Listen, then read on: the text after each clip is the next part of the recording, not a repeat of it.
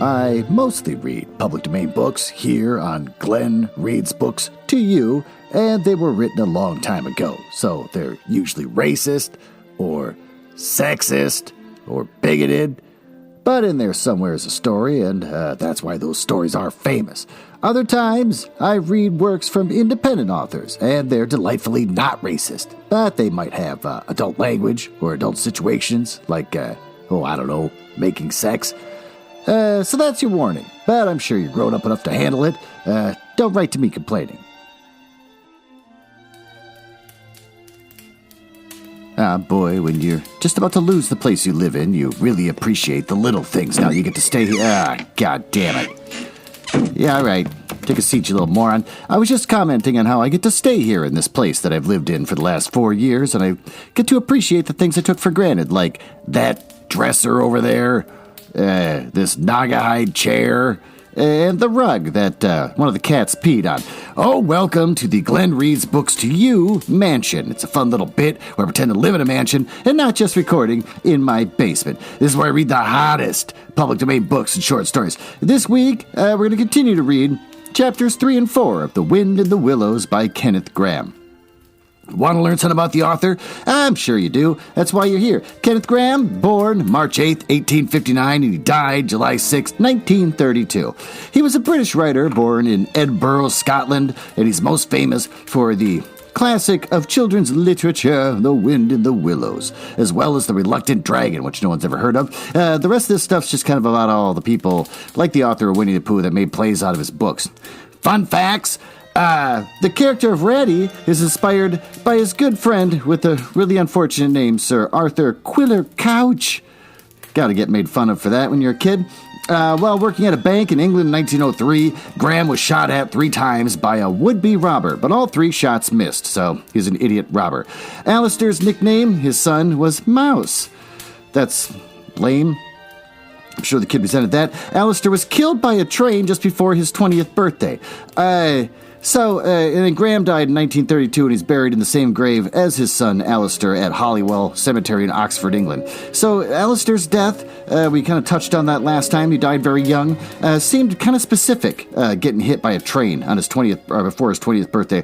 So I looked it up. I suspected that the author might be a creep, because all children's books authors, all the way up to like the 1950s or something, were just creeps.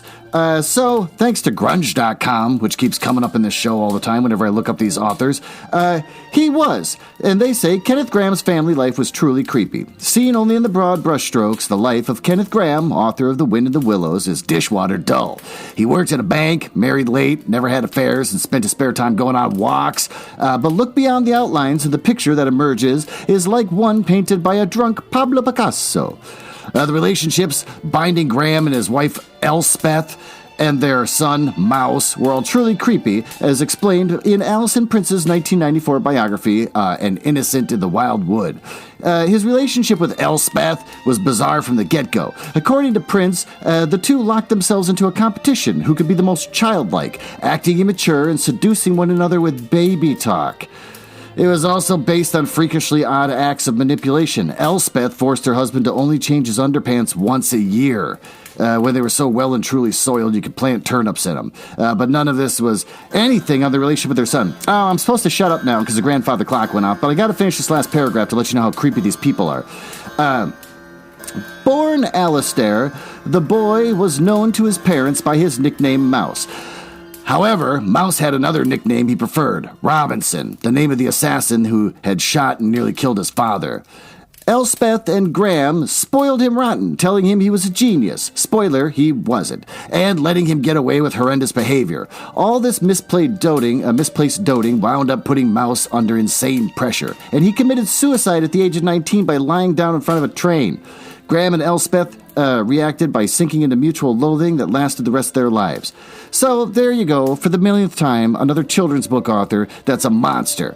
Now that we know that, and we have that taste on our palate, why don't we head down to the library so we can continue reading this book?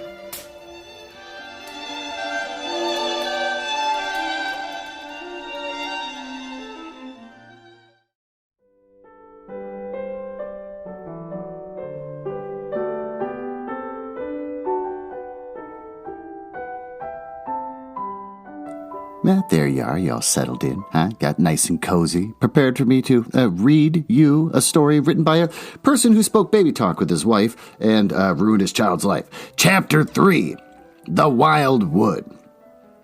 The mole had long wanted to make the acquaintance of the badger. He seemed, by all accounts, to be such an important personage, and, though rarely visible, to make his unseen influence felt by everyone about the place. But whenever the mole mentioned his wish to the water rat, he always found himself put off. It's all right, the rat would say. Badger'll turn up some day or other. He's always turning up, and then I'll introduce you. The best of fellows. But you must not only take him as you find him, but when you find him. Couldn't you ask him here dinner or something? Said the mole. Couldn't you ask him here dinner or something? Is it the e-book that's losing words, or is it just bad writing? Said the mole. I wouldn't come, replied the rat simply. Badger hates society and invitations and dinner and all that sort of thing. Well, then supposing we go and call on him, suggested the mole. Oh, I'm sure he wouldn't like that at all, said the rat, quite alarmed. Oh, he's very shy, and he would be so offended. I've never even ventured to call on him at his own home myself, though I know him so well. Besides, we can't. Oh, it's quite out of the question, because he lives in the middle of the wild wood. Well, supposing he does, said the mole. You told me the wild wood was all right, you know. Oh, I know, so it is, replied the rat evasively. But I think that we won't go there just now. Not just yet. It's a long way, and we wouldn't be at home at this time of year anyhow, and he'll be coming along someday if you wait quietly. The mole had to be content with this, but the badger never came along, and every day brought its amusements. It was not till summer was long over, and the cold and the frost and the miry ways kept them much indoors, and the swollen river raced past outside their windows with a speed that mocked at boating of any kind or sort, and then he found his thoughts dwelling again with much persistence on the solitary gray badger, who lived his own life by himself. It is hole in the middle of the wild wood. Why can't I say wild wood? There, I said it, wild wood. I keep wanting to say it like a little baby would say it. I'm being cursed by the author of this book. In the winter time, the rat slept a great deal, retiring early and rising late. During a short day, he sometimes scribbled poetry or did other small domestic jobs about the house. And, of course, there was always animals dropping in for a chat. And consequently, there was a good deal of storytelling and comparing notes on the past summer and all its doings. Such a rich chapter it had been when one came to look back on it all, with illustrations so numerous and so very highly coloured, the way they spell it, because it's a British book. The pageant of the river bank had marched steadily along, unfolding itself in scene pictures that succeeded each other in stately procession. Purple loosestrife arrived early, shaking luxuriant tangled locks along the edge of the mirror, with his own face laughed back at it. The willow herb, tender and wistful, like a pink sunset cloud, was not slow to follow. Comfrey, the purple hand in hand with the white, crept forth to take its place in the line, and at last one morning the diffident and delaying Dog Rose stepped delicately onto the stage, as one knew, as if string music had announced it in stately chords that strayed into a gavotte. That June at last was here. One member of the company was still awaited, the shepherd boy, for the nymphs to woo. What? The knight of whom the ladies waited at the window, the prince that was to kiss the sleeping summer back to life. Oh, he's still doing got it. With the meadow sweet, debonair and odorous and amber jerkin, moved graciously to his place in the group when the play was ready to begin. And what a play it had been! Oh, drowsy animals snug in their holes, while wind and rain were battling at the doors, recalled still keen mornings an hour before sunrise, when the white mist, as yet undispersed, clung closely along the surface of the water. Then the shock of the early plunge, the scamper along the bank, and the radiant transformation of earth, air, and water, when suddenly the sun was with them again, and gray as gold and color was born and sprang out of the earth once more.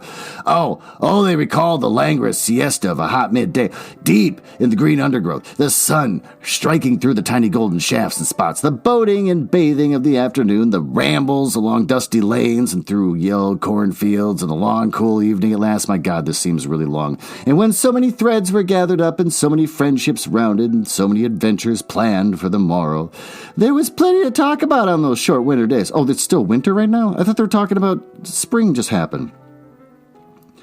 Okay, when the animals found themselves round the fire, still the mole had a good deal of spare time on his hands, and so one afternoon, when the rat in his armchair before the blaze was alternately dozing and trying over rhymes that wouldn't fit, he formed the resolution to go out by himself and explore the wild wood, and perhaps strike up an acquaintance with Mr. Badger. Oh, it was cold, still afternoon, with a hard, steely sky overhead, when he slipped out of the warm parlour to the open air. The country lay bare and entirely leafless around him, and he thought that he had never been so far and so innately into the insides of things on that winter day when nature was deep in her annual slumber and seemed to have kicked the clothes off.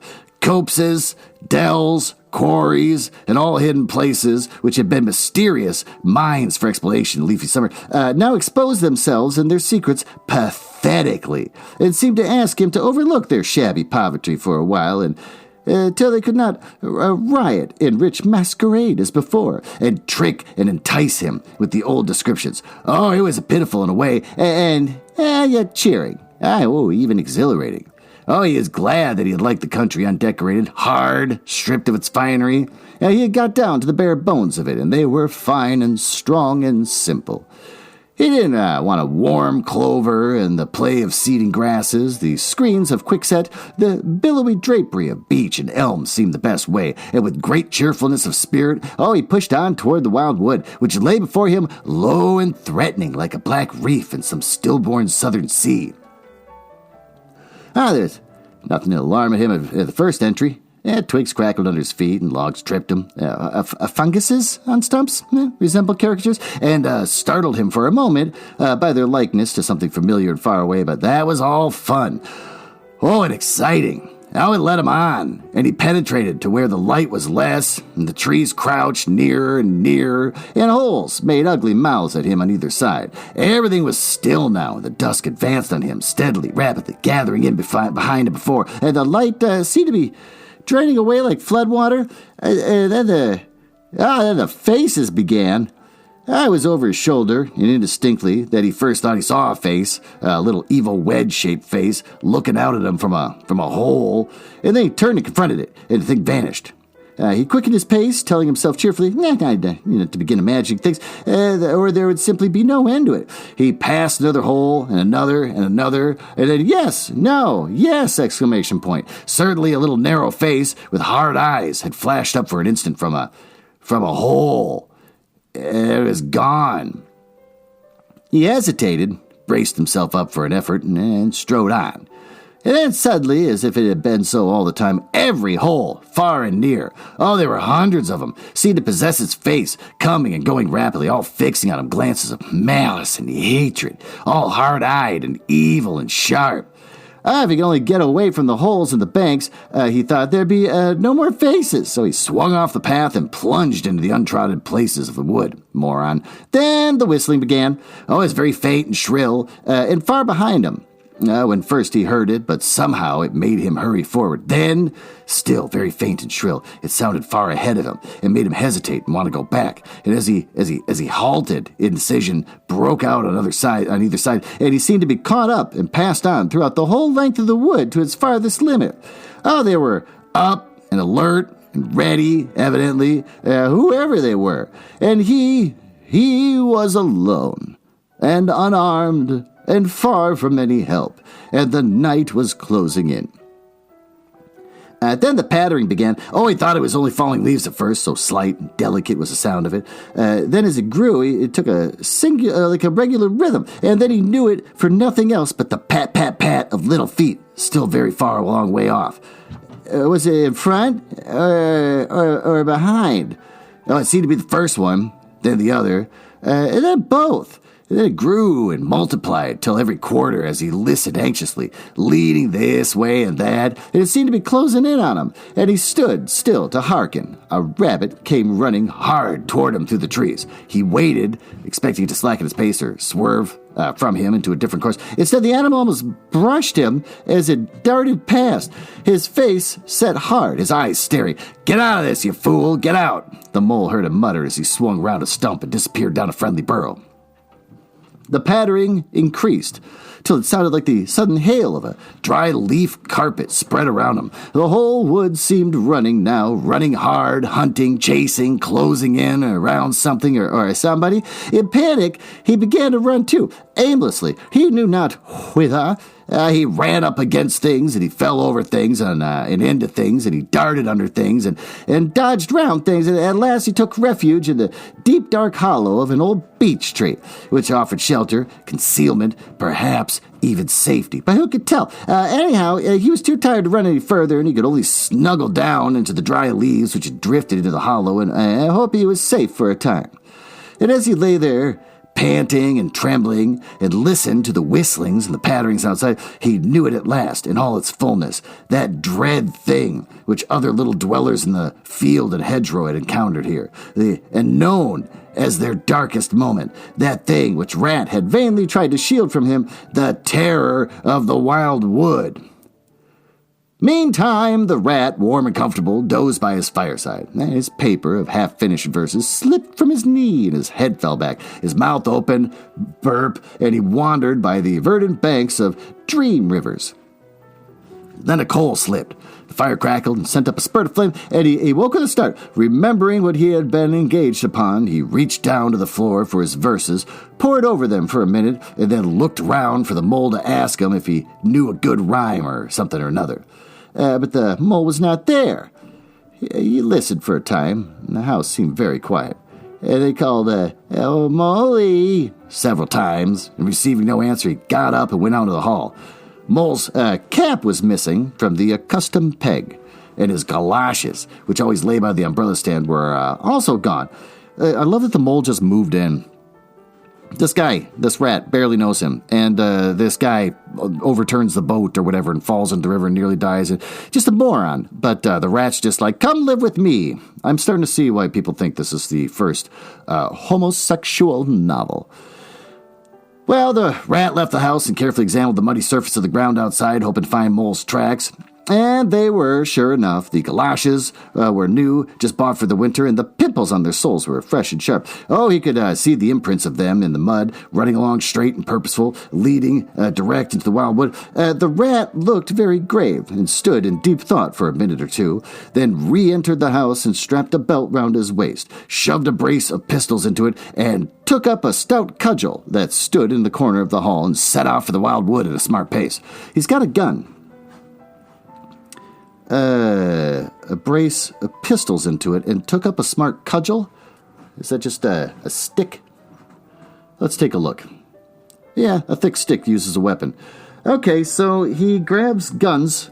This rat has guns. And then he's also, for some reason, got sticks, as if that's somehow equal. But whatever. Wildwood at a smart pace. It was already getting toward dusk when he reached the first fringe of trees and plunged without hesitation into the wood, looking anxiously on either side for any sign of his friend. There, here, and there, the wicked little faces popped out of holes, but vanished immediately at the sight of a valorous animal. Oh, his pistols, and the great ugly cudgel in his grasp, and the whistling and the pattering, which he had heard quite plainly on his first entry, died away and ceased. And all was very still. He made his way manfully through the length of the wood to its furthest edge. Then, forsaking all paths, he set himself to traverse it, laboriously working over the whole ground, and all the time calling out cheerfully, "Molly! Molly! Molly!" exclamation point. "Where are you? It's me! It's old Rat!" Yeah, this is weird. He had patiently hunted through the woods for an hour or more, and then at last, to his joy, he heard an answering cry. Guiding himself by the sound, he made his way through the gathering darkness to the foot of the old beech tree, with a hole in it, and then from out of the hole came a feeble voice saying, "Ratty, is that really you?" The rat crept into the hollow, and there he found Mole, exhausted and still trembling. "Oh, Rat," he cried, "I've been so frightened. You can't think." "Oh, I quite understand," said the rat, soothingly. "You shouldn't really have gone and done it, Mole. I did my best to keep you from it. We river bankers, we hardly ever come here by ourselves, and if we do have to come, we come in couples, at least. And then we're generally all right. Besides, there are 100 things one has to know, which we all understand all about, and you don't, as yet. I mean, passwords, signs, and sayings which have power and effect, and plants you carry in your pocket, and verses that you repeat, and dodges and tricks you practice. All simple enough when you know them, but you've got to be known if you're small or you find yourself in trouble. Of course, if you were a badger or otter, it'd be quite another matter. Now, surely the brave Mr. Toad wouldn't mind coming here by himself, would he? Look how Mole's trying to work the jealousy. I swear there's an angle to this story. "Old Toad," said the rat, laughing heartily. He wouldn't show his face here alone. Not for a whole hateful of golden guineas. Toad wouldn't. The Mole was greatly cheered by the sound of Rat's careless laughter, as well as by the sight of the stick and the gleaming pistols. And then he stopped shivering and began to feel bolder and more himself again. Let me guess, the Mole's going to want to have one of the pistols. "Let me have a pistol," even though he doesn't know how to fire it. And then he'll wind up shooting Rat. How come no one yells at Mole for being an idiot? "Now then," said Rat presently, "we must just pull ourselves together and make a start for home while there's still a little light left. You'll never do spending the night here, you understand. Too cold, for one thing." "Now, dear Ratty," said the Mole, "I'm dreadfully sorry, but I'm simply dead beat, and that's a solid fact. You must let me rest here for a while longer and get my strength back, if I'm to get home at all." I hate Mole. "Oh, all right," said the rat good-naturedly. "Rest away. It's pretty nearly pitch dark now anyhow, and there ought to be a bit of moon later." So, Mole got well into the dry leaves and stretched himself out, and presently dropped off to sleep, though of a broken and troubled sort, while Rat covered himself up, too, as best he could for warmth, and lay patiently waiting with his pistol in his paw. When at last, he's only got one pistol? I thought he had two. When at last Mole woke up, much refreshed and in his usual spirits, said, "Rat, now then, I'll just take a look outside and see if everything's quiet, and then we really must be off." He went to the entrance of their retreat and put his head out. Then Mole heard him say quietly to himself, Hello, here is a go." "What's up, Ratty?" said the Mole. "Snow is up," replied the rat briefly, "or rather, down. It's snowing hard." Mole came and crouched beside him, and looking out saw the wood that had been so dreadful to him in quite a changed aspect. Holes, hollows, pools, pitfalls, and other black menaces to the wayfarer were vanishing fast, and a gleaming carpet of fairy was springing up everywhere, and that looked too delicate to be trodden on with rough feet. A fine powder filled the air and caressed the cheek with a tingle in its touch. And when the black boles of the trees showed up in a light that seemed to come from below. Well, it can't be helped," said the rat. After pondering, "We must make a start and take our chance, I suppose. The worst of it is I don't exactly know where we are, and now this snow makes everything look so different." And it did indeed. The Mole would not have known what it was the same wood. However, they set out bravely and took the line that seemed most promising, holding on to each other and pretending with invincible cheeriness that they recognized an old friend in every fresh tree, and grimly and silently greeted them, or saw openings and gaps or paths with a familiar turn in them, in the monotony of white space and black tree trunks that refused to vary. Verve. An hour or two later, now they had lost all count of time, they pulled up, dispirited, weary, and hopelessly at sea, and sat down on a fallen tree trunk to recover their breath and consider what was to be done. They were aching with fatigue and bruised with tumbles, and they had fallen into several holes and got wet through. The snow was getting so deep that they could hardly drag their little legs through it, and trees were thicker and more like each other than ever. There seemed to be no end to this wood, and no beginning, no difference in it, and worst of all, no way out. "We can't sit here very long," said the rat. "We shall have to make another push for it and do something or other. The cold is too awful for anything, and the snow will soon be too deep for us to wade through." He peered about him and considered. "Look here," he went on. "This is what occurs to me. There's a sort of dell down here in front of us where the ground seems all hilly and humpy and hummocky.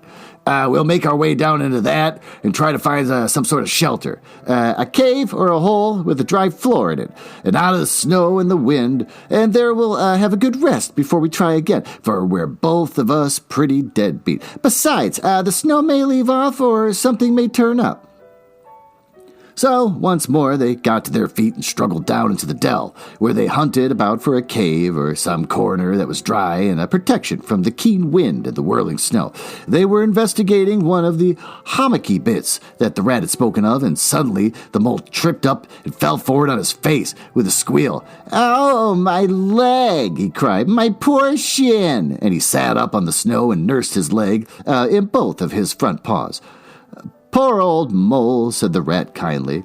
You don't seem to be having much luck today, do you? Let's have a look at this leg." "Yes," he went on, going down on his knees to look. "Oh, you've cut your shin, sure enough. Wait till I get my handkerchief and I'll tie it up for you." "I must have tripped over a hidden branch or a stump," said the mole miserably. "Oh my, exclamation point. "Oh, it's a very clean cut," said the rat, examining it again attentively. "Oh, that's never been done by a branch or stuff. Oh, it looks as if it was made by a sharp edge of something in metal. Funny," he pondered a while and examined the bumps and slopes that surrounded him. "Well, never mind what's done it," said the mole, forgetting his grammar in his pain. "It hurts just the same, whatever done it." But the rat was carefully tying up the leg with his handkerchief had left him, and he was busy scraping in the snow, and he scratched and shoveled and explored, all four legs working busily, while the mole waited impatiently, remarking intervals, "Oh, come on, rat!" Suddenly the rat cried, "Oh, hooray!" and then hooray, hooray, hooray, and fell executing a feeble jig in the snow. That's interesting. "What have you found, Ratty?" asked the mole, still nursing his leg. "Well, come and see," said the delighted rat as he jigged on. The mole hobbled up to the spot and had a good look. "Oh, well," he said at last, slowly, "I see it right enough. See, the same sort of thing before. Lots of times. Familiar object. I call it a door scraper." "Well, what of it?" "Why, dance jigs around a door scraper." "But don't you see what it means, you dull-witted animal?" cried the rat impatiently. "Well, of course I see what it means," replied the mole. "It simply means that some very careless, forgetful person has left their door scraper lying about in the middle of the wild wood, just where it's sure to trip everybody up. Very thoughtless of him, I'll call it. When I get home, I shall go and complain about it to somebody or other.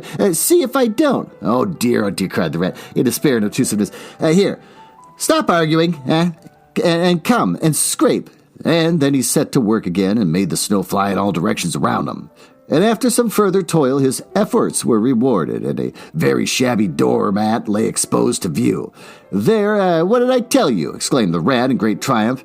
"Absolutely nothing whatever," replied the mole with perfect truthfulness. "Well now," he went on, "you seem to have found another piece of domestic litter, done for and thrown away, and I suppose you're perfectly happy. Oh, better go and dance your jig around if you got to, and get it over with, and then perhaps we can go on and not waste any more time over rubbish heaps. Can we eat a doormat?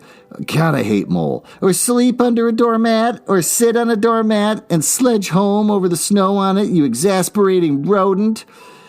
"Do you mean to say," cried the rat, "that this doormat doesn't tell you anything?" "Really, rat," said the mole, quite pettishly, "I think we'd had enough of this folly, and who ever heard of a doormat telling anyone anything?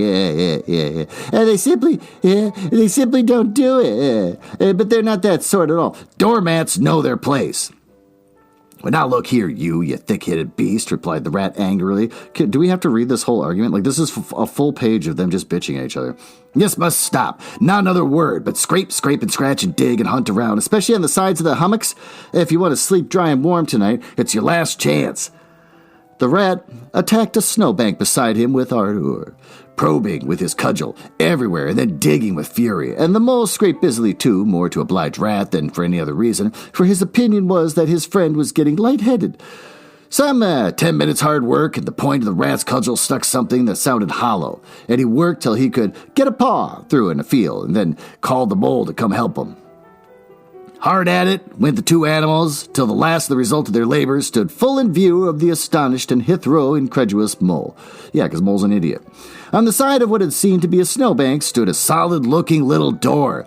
painted a dark green. An iron bell pull hung on its side, and below it on a brass plate, neatly engraved in square capital letters, they could read the aid of the moonlight, Mr. Badger.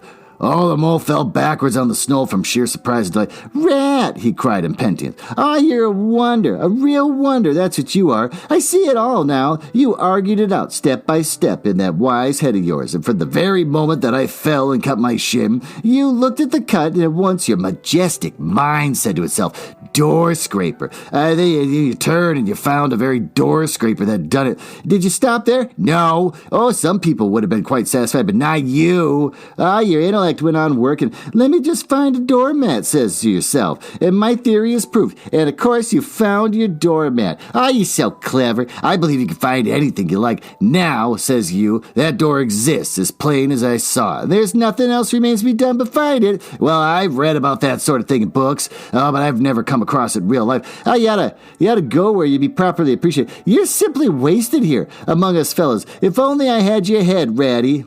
But as you haven't, interrupted the rat rather unkindly, "I suppose you're going to sit in the snow and talk all night? Get up at once and hang on to the door pole you see there, and ring hard as you can, while I hammer." While the rat attacked the door with his stick, the mole sprang up at the bell pull, clutched it, and swung there, both feet well off the ground. That's adorable. And from quite a long way off, they could faintly hear a deep-toned bell respond. Well, that's nice. With that, why don't we go into the closet?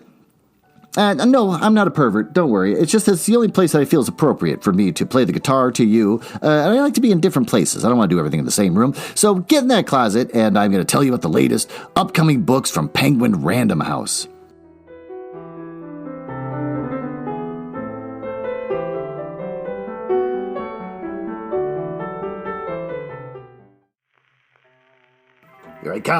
Here I come. Oh, look at that. You're already in the closet. Isn't that adorable? Maybe you kind of like being in the closet a little bit. Oh, don't get weird. It's fine. The worst I'm going to do is just tell you about a new book and play the guitar for you. And maybe I'll give you a little tickle. No, I'm not going to tickle you. That'd be weird. Newest book, The Occasionally Accurate Annals of Football. The NFL's greatest players, plays, scandals, and screw-ups, plus stuff we totally made up. By Dan Patrick and Joel H. Cohen. They're both on tour right now.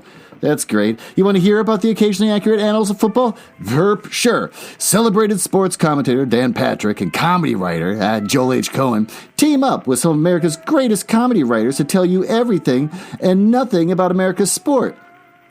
I got asterisks next to America's greatest comedy writers and America's sport.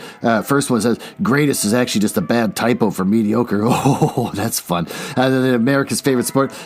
No, not darts. We mean pro football. Book on professional darts coming never. Oh, God, this is fun.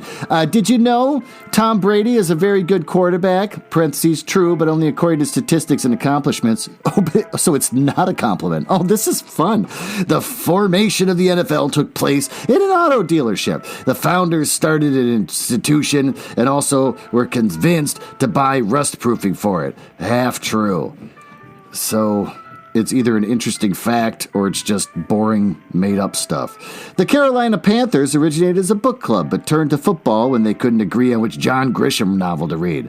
Parentheses, maybe true. Research isn't our thing. I hate this book.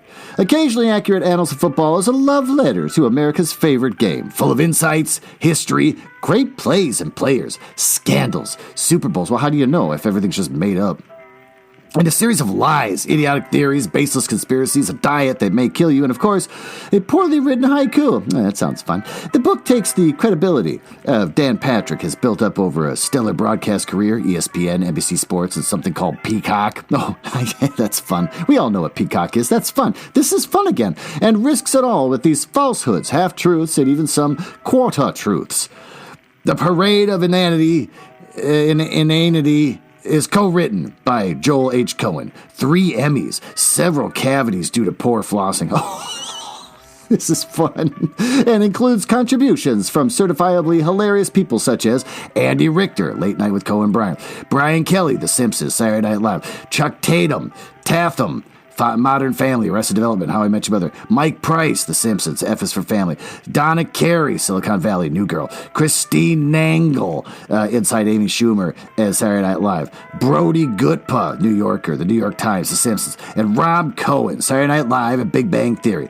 Illustrated in 2 colors. Black and white are colors, right? Oh, this is scathing. And occasionally accurate annals of football informs, in parentheses, a little, and entertains, in parentheses, a lot. Oh, that's very bold. I don't know if you can claim that. And is the perfect gift to taunt the Jets fan in your life. Oh, this is fun. The occasionally accurate annals of football by Dan Patrick and Joel H. Cohen is a hardcover coming out September 5th, 2023. You can pre-order it from Amazon, Barnes & Noble, Books A Million, Bookshop.org, Hudson Booksellers, Powell, Target, and you know they've made it when they're finally selling it at Walmart. Well, that's put me in quite a good mood. Why don't we go back and read the next chapter of this book? Get out of my closet.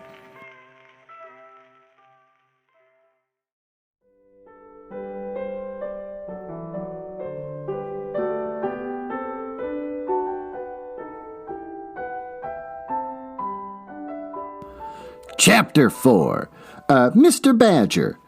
They, in all caps, waited patiently for what seemed a very long time, stamping in the snow to keep their feet warm.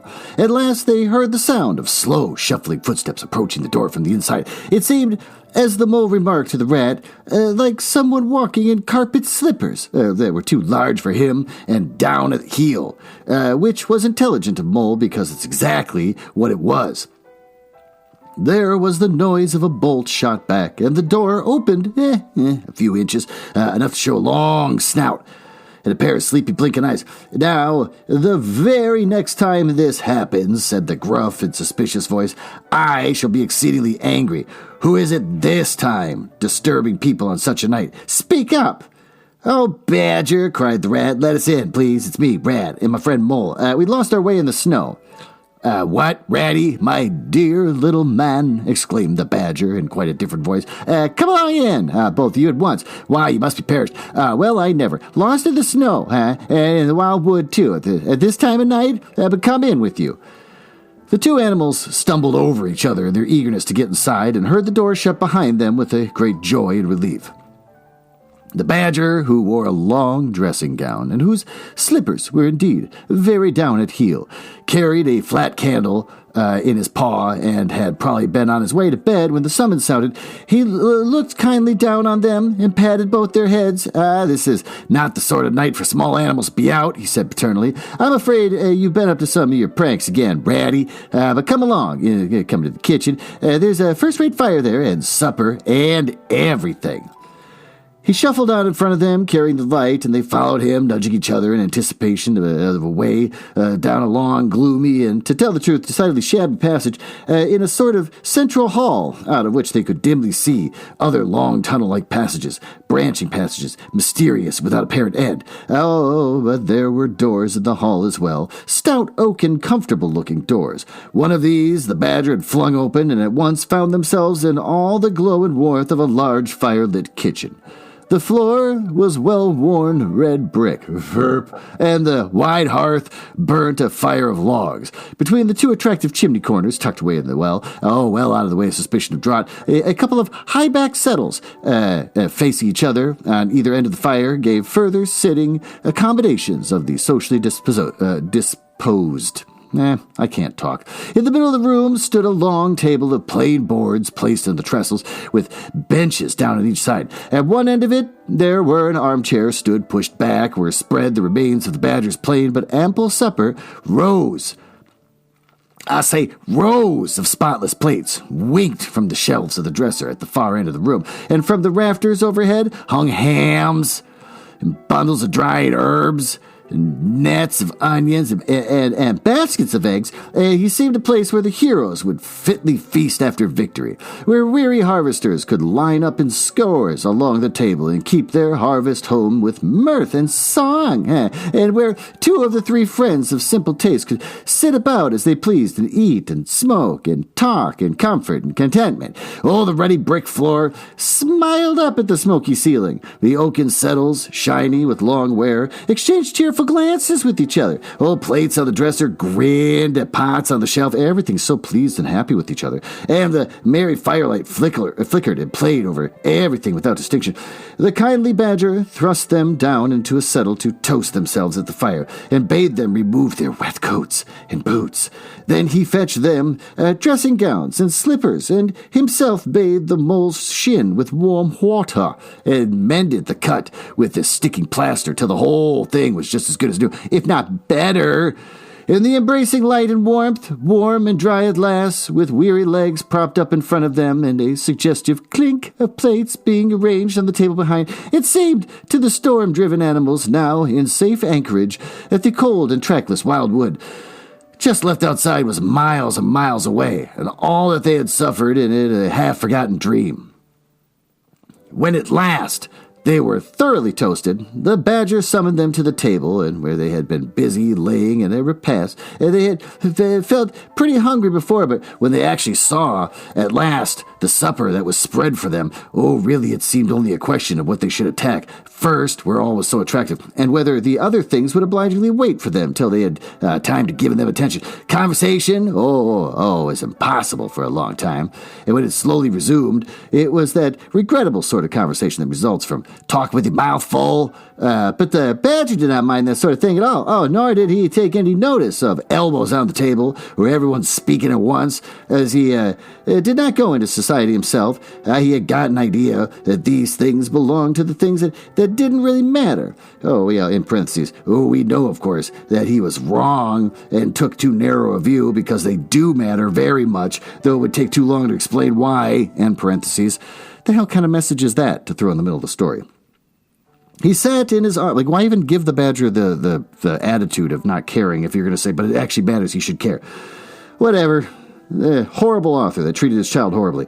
He sat in his armchair at the head of the table and nodded gravely at intervals as the animals told their story, and he did not seem surprised or shocked at anything, and he never said, "I told you so," or "just what I always said," or remarked that they ought to have done so-and-so, or not to have done something else. The mole began to feel very friendly toward him.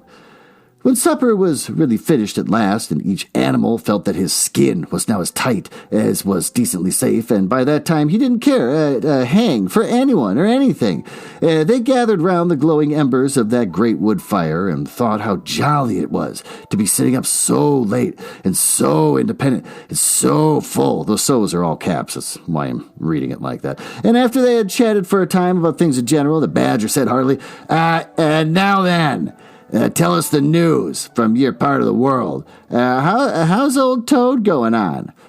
"From bad to worse," said the rat gravely, while the mole, cocked up on a settle and basking in the firelight, his heels higher than his head, tried to look properly mournful. "Burp, another smash-up only last week, and a bad one, you see. He will insist on driving himself, and he's hopelessly incapable. If he'd only employ a decent, steady, well-trained animal, pay him good wages, well, why not just get a slave animal? Because if they can't afford a little vest, you just make a slave out of him, whatever, and leave everything to him.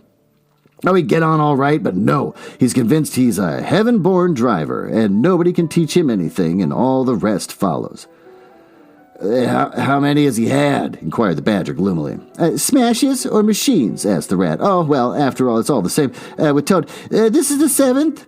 And as for the others, you know that coach house of his? Well, it's piled up, literally piled up to the roof with fragments of motor cars. None of them bigger than you had.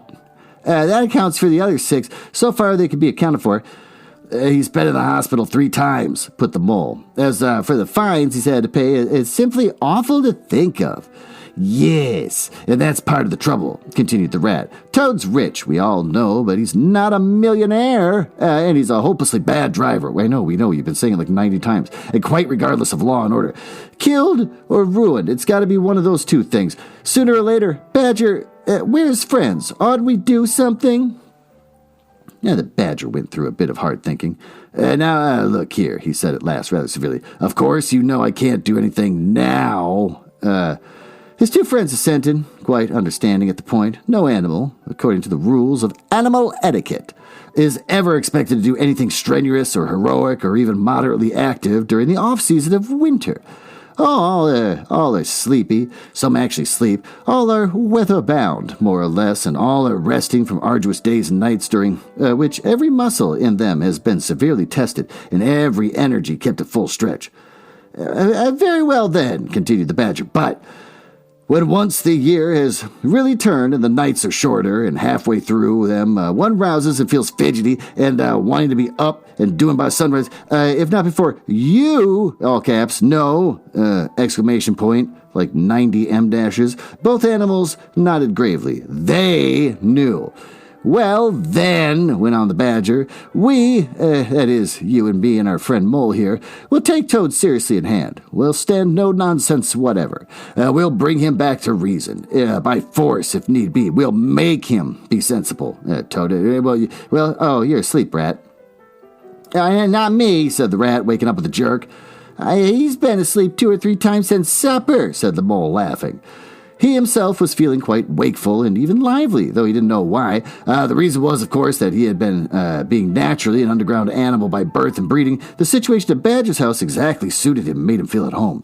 While the Rat, who slept every night in a bedroom of windows which had opened onto a breezy river, naturally felt the atmosphere still and oppressive. Well, it's time we're all in bed, said the Badger, getting up and fetching flat candlesticks. Come along, you two, and I'll show you to your quarters. Take your time tomorrow morning. Breakfast at any hour you please. He conducted the 2 animals to a long room which seemed half bedchamber and half loft. The Badger's winter stores, which were indeed visible everywhere, took up half the room, piles of apples, turnips, and potatoes, a basket full of nuts, and jars of honey. But the 2 little white beds on the remainder of the floor looked soft and inviting. Oh, and the linen on them, though coarse, was clean and smelled beautifully of lavender. And the Mole and the Water Rat, shaking off their garments in some 30 seconds, tumbled in between the sheets in great joy and contentment. In accordance with the kindly Badger's injunctions, the 2 tired animals came down to breakfast very late the next morning and found a bright fire burning in the kitchen. And 2 young hedgehogs sitting at the bench at the table, eating oatmeal porridge out of wooden bowls. The hedgehogs dropped their spoons and rose to their feet and ducked their heads respectively as the 2 entered. Sit down, said the Rat pleasantly, and go on with your porridge. Where have you youngsters come from? Lost your way in the snow, I suppose? Yes, please, sir, said the elder of the 2 hedgehogs respectfully. Me and little Billy here, we're trying to find our way to school. Mother would have us go, was the weather ever so. And of course, we lost ourselves, sir. Billy, I got frightened and took and cried, being young and faint-hearted, and at last we happened up against Mr. Badger's back door. It made me so bold as to knock, sir, for Mr. Badger, he's a kind-hearted gentleman, as everyone knows. I understand, said the Rat, cutting himself some rashers from a side of bacon. I'm not looking that up. While the Mole dropped some eggs into a saucepan. And what's the weather like outside? You needn't serve me quite so much, he added. Oh, terrible, sir. Deep, terrible snow it is, said the Hedgehog. No getting out for the likes of the gentleman today.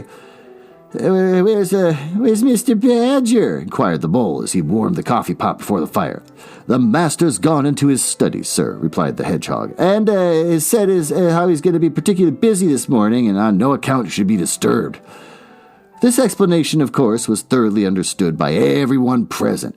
The fact is, as already set forth, I did that, when you live in a life of intense activity for 6 months in the year, and a comparative or actual somnolence for the other 6 during the latter period, you cannot be continually pleading sleeplessness when there are people about or things to be done. The excuse gets monotonous. The animals well knew that Badger had eaten a hearty breakfast and had retired to his study and settled himself in his armchair with his legs up on another and a red cotton handkerchief over his face. He was being, quote, busy in the usual way at this time of year. Well, the front door clanged loudly, and Rat, who was very greasy with buttered toast, sent Billy, the smaller hedgehog, to see who it might be. There was a sound of much stamping in the hall, and presently Billy returned to the front with Otter, who threw himself on the Rat with an embrace and a shout of affectionate greeting. "Get off!" spluttered the Rat with his mouth full. Thought I should find you here all right, said the otter cheerfully. They were all in a great state of alarm along river bank. When I arrived this morning, Rat never had been home all night, nor Mole either. Something dreadful must have happened, they said, and the snow had covered up all your tracks, of course. But I knew that when people were in a fix, they mostly went to Badger, or else Badger got to know of it somehow, so I came straight off here, through the wild wood and the snow! Exclamation point. My! Exclamation point. It was fine, coming through the snow as the red sun was rising and showing against the black tree trunks! Exclamation point. As you went along in the stillness, every now and then, masses of snow slid off branches, suddenly with a flop! Exclamation point. This guy's really happy. He can't stop saying everything with an exclamation point. Making you jump and run for cover, period. Well, that's weird. Snow castles and snow caverns had sprung up out of nowhere in the night, and snow bridges, terraces, ramparts. Oh, I could have stayed and played with them for hours. Here and there, great branches have been torn away by the sheer weight of the snow, and robins perched and hopped on them, in their perky, conceited way, just as they had done it themselves. A ragged string of wild geese passed overhead, high on the gray sky. Why is he describing everything? And a few rooks whirled over the trees, inspected and flapped off homewards with disgusted expression. So this entire part here where he's describing the environment and how beautiful it is would make sense if the narrator were telling you about it, but to have someone get in front of your face with all caps and exclamation points and start telling you about how beautiful it is outside with a lot of detail is a little weird. Halfway across, it came out a rabbit sitting on a stump, cleaning his silly face with his paws. Oh, he was a pretty scared animal when I crept up behind him and placed a heavy forepaw on his shoulder. I had to cuff his head once or twice to get any sense out of it at all. Oh, at last I managed to extract from him that Mole had been seen in the wild wood last night by one of them. It was the talk of the burrows, he said. How Mole, Mr. Rat's particular friend, was in a bad fix. Oh, and how they had lost their way. And, quote, they were up and out hunting and chivying around him around. Why didn't they do anything? I asked. You may be less with brains, but there are hundreds and hundreds of you, big stout fellows, fat as butter, and your burrows running in all directions, and you could have taken him in and made him safe and comfortable, or tried, at all events. What, us? He merely said. Do something? Us rabbits? So I cuffed him again and left him. There was nothing else to be done at any rate. I'd learnt something, and if I had had the luck to meet any of them, I'd have learnt something more, or they would. Weren't y'all nervous? Asked the mole, some of yesterday's terror coming back to him at the mention of the wildwood. Nervous? The otter showed a gleaming set of strong white teeth as he laughed. I'd give nerves if any of them tried anything on me. Here, Mole, fry some slices of ham like a good little chap you are. I'm frightfully hungry, and I've got any amount to say to Ratty here. Haven't seen him for an age. So the good-natured Mole, having cut some slices of ham, set the hedgehogs to fry it. That's amazing. These animals are eating pigs. If there's a pig in this story and they don't eat him, I'm going to be very confused. With their heads together, eagerly talk the river shop, which is a long shop, talk that is endless, running on like the babbling river itself. A plate of fried ham had just been cleared and sent back for more, and then Badger entered, yawning and rubbing his eyes, and greeted them all in a quiet, simple way, with the kind of inquiries for everyone. It must be getting on, for luncheon time, he remarked to Otter. Better stop and have it with us. You must be hungry at this cold morning, eh? Rather, replied Otter, winking at the mole. Oh, the sight of these greedy young hedgehogs stuffing themselves with fried ham makes me feel positively famished. The hedgehogs, who were just beginning to feel hungry again after their porridge and after working so hard at their frying, looked timidly up at the badger, but were too shy to say anything. Here, you two youngsters, be off home to your mother, said the badger kindly, and I'll send someone with you to show you the way. You won't want any dinner today, I'll be bound. He gave them 6 pence apiece and a pat on the head, and they went. He's like a mafia don or something. Like, I got guys that'll take you back home. Here, take a little bit of money with you. Keep your chin clean. Oh, and they went off with much respectful singing and swinging of caps and touching of forelocks. Presently, they all sat down to luncheon together. The mole found himself placed next to Mr. Badger, and as the other two were still deep in river gossip, from which nothing could divert them, he took the opportunity to tell Badger how comfortable and home-like it felt for him. "Oh, once well underground," he said, "you know exactly where you are. Nothing can happen to you. Nothing can get at you. You're entirely your own master, and you don't have to consult anybody or mind what they say. Things go on all the same overhead, and you let them, but you don't bother about them. And when you want to, up you go, and then things are there waiting for you." The Badger simply beamed on him. "Well, that's exactly what I say," he replied. "There's no security or peace or tranquility except underground. And then, if your ideas get larger and you want to expand, why, you dig and scrape, and there you are. If you feel your house is a bit too big, you stop up a hole or two, and there you are again. Oh, no builders, no tradesmen, no remarks passed by your fellows looking over your wall, and above all, no weather. Look at Rat now. A couple of feet of flood water, and he's got to move into hired lodgings, uncomfortable, inconveniently situated, and horribly expensive. Take Toad. I say nothing against Toad Hall. Quite the best house in these parts. As a house. But supposing a fire breaks out, where's Toad? Supposing tiles are blown off, or walls sink or crack, or windows get broken. Where's Toad? Supposing the rooms are draughty. I hate a draught myself. Where's Toad? No, up and out the doors is good enough to roam about and get one's living in. But underground, to come back to at least, that's my idea of home." The mole assented heartily. And the Badger, in consequence, got very friendly with him. "When lunch is over," he said, "I'll take you all around this little place of mine, and I can see you'll appreciate. You understand what domestic architecture ought to be? You do." After luncheon, accordingly, when the other two had settled themselves into the chimney corner and started a heated argument on the subject of eels, the Badger lighted a lantern and bade the mole follow him. Crossing the hall, they passed down one of the principal tunnels, and wavering light of the lantern gave glimpses on either side of the rooms, both large and small. Some mere cupboards, others nearly as broad and imposing as Toad's dining hall.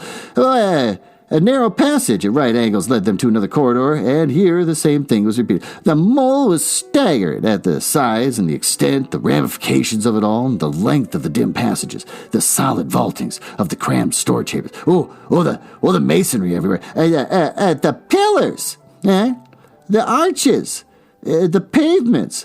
"Oh, how on earth, Badger," he said at last, "did you ever find time and strength to do all this? It's astonishing." "Oh, it would be astonishing indeed," said the Badger simply, "if I had done it.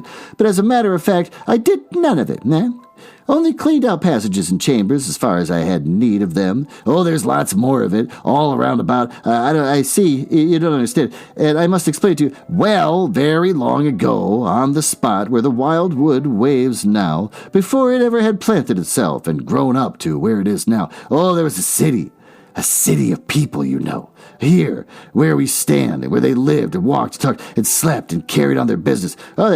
Here they stabled their horses and feasted. From here they rode to fight or drove out to trade. They were a powerful people and rich and great builders. They built to last, and they thought their city would last forever. But what has become of them all?" said Mole. "Who can tell?" said the Badger. "People come and they stay for a while. They flourish, they build, then they go. It's their way. But we remain. There were Badgers here, I've been told, long before that same city ever came to be. And now, there are Badgers here again. We are enduring a lot, and we may move from time to time, but wait, and are patient, and back we come. So it will ever be."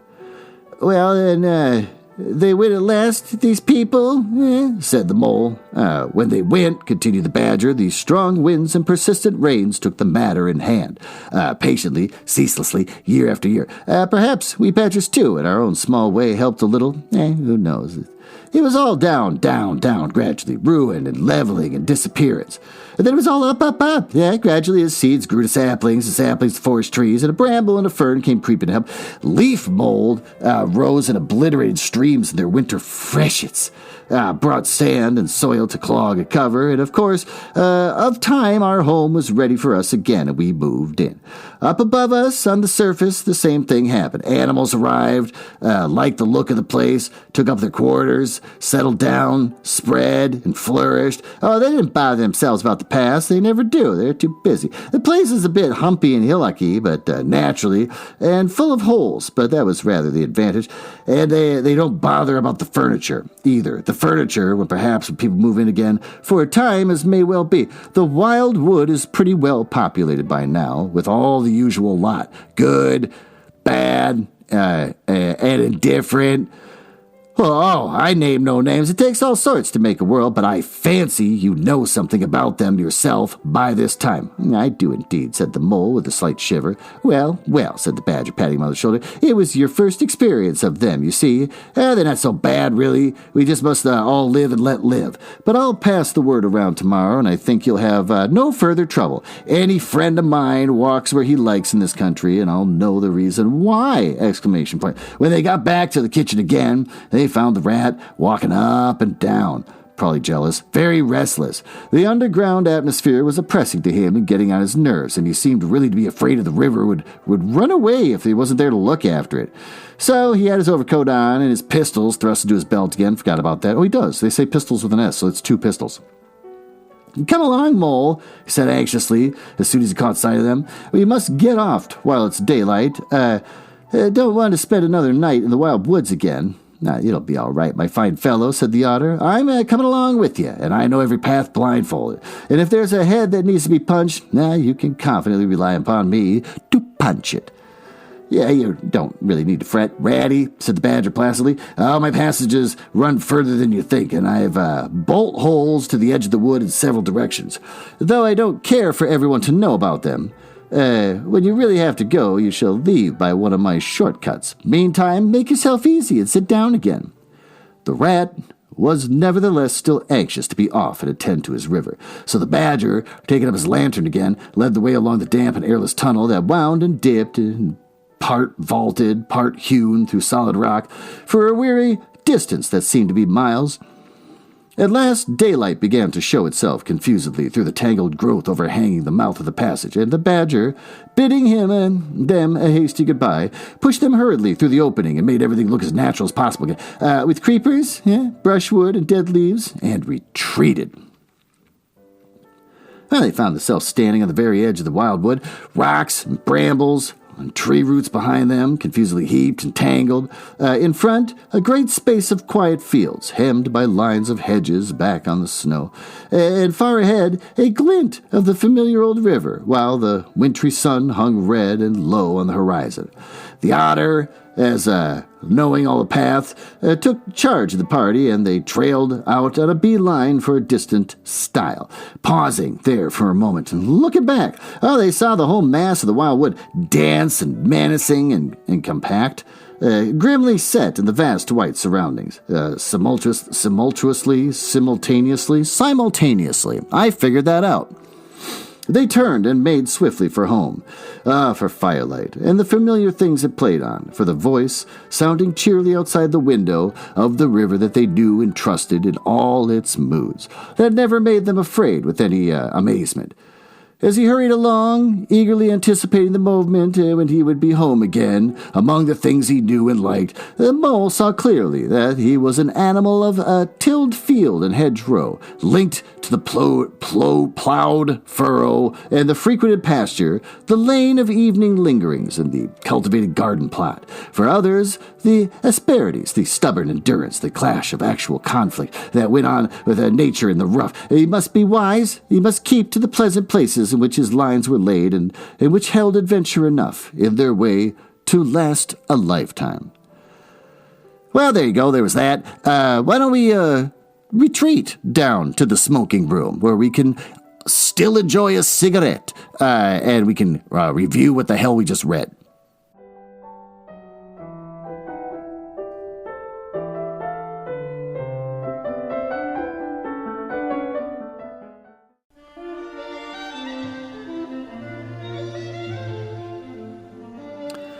Well, there you go. We're down here in my smoking room where my wife has put a bunch of birds in cages because she thought it would make it more comfortable, even though they probably all have lung cancer now with all the cigarettes. Well, what do we learn? In the last 2 chapters, we got to see how a changing view of class worked in the early 20th century England. Toad represented the dying upper class who still held the concepts of wealth and land ownership as to what makes him better than the lower classes. It's shown as silly by modern standards because of, industry going on. Suddenly there's not just poor people and rich people so much. There's kind of more of a middle class going on. And how the mole and the river rat are more practical because they live in the real world. They're not... kind of shut up in their little mansion home, living a protected little safe life. So they're more practical and knew better how to prepare for food and tying up the slave horse to the wagon and that kind of stuff. Concepts that never occurred to Toad. He just wanted to get in the thing and start going, not caring if he's going to starve or anything like that. And when a newfangled car drove off the cart off the road, it was Mole and Rat that had to get the broken wagon repaired and take the train back home, while Toad was kind of lost in a world of wonder about automobiles. This message is carried across in Chapter 4 when we get to hear that Toad has wrecked 6 automobiles, has been hospitalized 3 times. They all agree that Toad is a problem and is going to kill someone, so they talk about what they're going to do about him. Remember, by the way, this aristocratic idiot that no one respects is supposed to represent this author's son. This is what he told his son at night when he read the story to him. You're the idiot. It's amazing. In these chapters, we see a quick passage of time from summer of lazing around on the river to a dark winter and the fear of being lost in the dark woods. Mole has wanted to meet Badger, but he can't wait because Badger's not ready yet. Rat foreshadows the wild wood being scary, but Mole, who's driven by adventure and a desire to move the story along, decides to go find Badger and sneaks out while Rat is disassociating, just sitting there humming to himself and writing bad poetry. When Rat notices that he's missing, he grabs his gun. The rat owns guns. And also, for some reason, thought bringing a stick would be a good form of defense. Rat finds Mole lost in the woods and frightened, and they stumble across Badger's place by accident while trying to get home. Though Grahame is a creep and most likely drove his real son to suicide, he did do a good job conveying the vague fear that a cold, quiet woods can convey by having us experience it through Mole's eyes. Which is interesting because that's all through narration that they described what it's like and how creepy it is and how you're constantly self-doubting what you're seeing and hearing. But then, like, later on when, what was it again? The otter shows up, he narrates to them with his mouth what it's like outside with golden suns and snow, and it's just weird. But at least in this case, he did a good job. He hears footsteps and experiences the cold loneliness of being lost in the woods. As most writers do, I'm sure that Grahame wrote from the experience on what he himself feels when he's forced to confront the lack of humanity within his old cold, dead heart. Because every animal seems to just want this reckless mole to love them, instead of being angry that he's nearly killed himself and put others in danger again, both the rat and the solitary badger pamper him and treat him like a little prince, which is something that we can see reflected in the author's life when he and his weird-ass wife pampered their kid, telling him he was a genius and letting him run around and be a pain in the ass, when in actuality he was just spoiled and not that bright. This type of treatment comes up again and again toward Mole when he would be better served to have someone rein in his passion for adventure. So no one would die or anything. We see similarities in the mole and the badger and how they like solitude and living underground, but are different in the way that Mole is prone to nostalgia, emotional and nervous, while Badger doesn't like displays of emotion and he's more gruff. The Badger continually brings lost people in his home and is hospitable, showing that under his gruff demeanor he is generous and kind, where the Mole is an adventure idiot that isn't really thinking of anyone else when he gets himself in danger. One weird thing was how Badger's tunnels weren't actually constructed by him. Someone before him had made this great city of tunnels that he just kind of moved into when this area of the Wildwood was abandoned. He said that all the animals of the wood moved into places that were once inhabited as if something horrible had happened in the past that no one just really cares about. Or maybe it's like the movie Contact with Jodie Foster, when she travels through all the wormholes and meets the aliens, and the first thing she asks is, how'd you make all the wormholes? And the aliens say, oh no, somebody else made them. We just kind of found them. But they're all gone now. So the whole concept's kind of creepy. And what's also creepy is how the mole is highly connected in these woods. He's like a mafia don, sending out messages like, don't mess with these guys, they're with me. And he's got his thumb on all the gossip and information out there. So, that's all I got. With that, thanks for listening, and I'm sure I'll see you next week.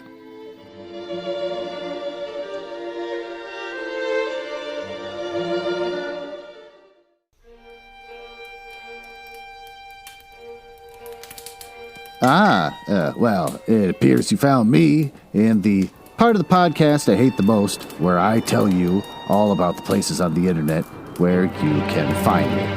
You can tell I hate this because of the sound effects making it sound like a stormy night in the drawing room of the damned. Now, there's that. Are you cool?